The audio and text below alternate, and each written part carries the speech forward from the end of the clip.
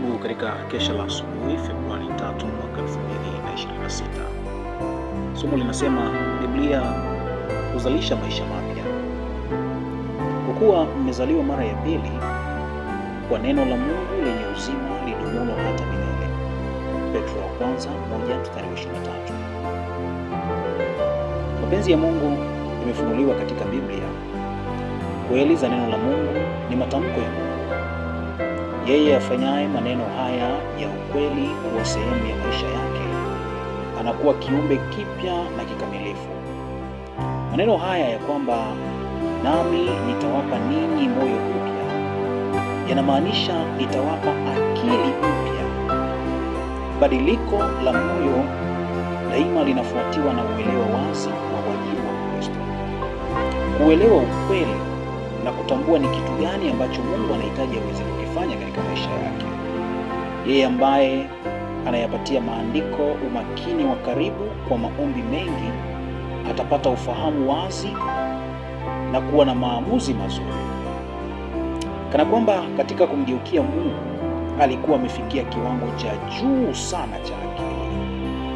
Biblia ina kanuni ambazo ziko kwenye msingi wa ukuu wote wa kweli, ustawi wote wa kweli, iwe kwa mtu binafsi au kwa taifa.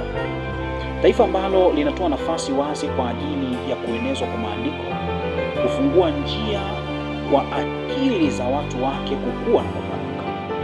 Usomaji wa maandiko matakatifu husababisha nuru kung'aa gizani, na uchunguzi wa neno la Mungu hutoa kweli zitiazo uzima. Katika maisha ya wale wanaotii mafundisho yake kutakuwa na mkondo wa furaha ambao utawabariki wote wanaokutana nao.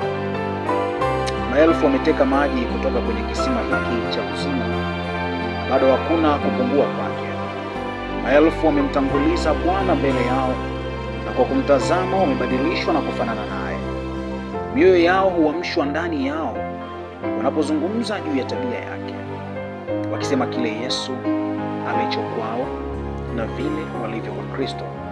Maelfu zaidi wanaweza kujihusisha katika kazi ya uchunguzi wa siri za wokovu. Kila uchunguzi mpya utafunua kitu fulani kinachovutia zaidi kuliko ambacho kimewahi kufunuliwa. Mungu atusaidie tujue namna ya kujifunza Biblia na maandiko yake kwa ajili ya kuzalisha maisha mapya. Biblia ina nguvu ya kupanua akili, lakini pia kututoa mahali tulipo kutuweka katika uelewa mwingine ambao utaongoza maisha yetu. Mimi nilichagua kuongozwa na Biblia. Karibu tuweze kuongozwa.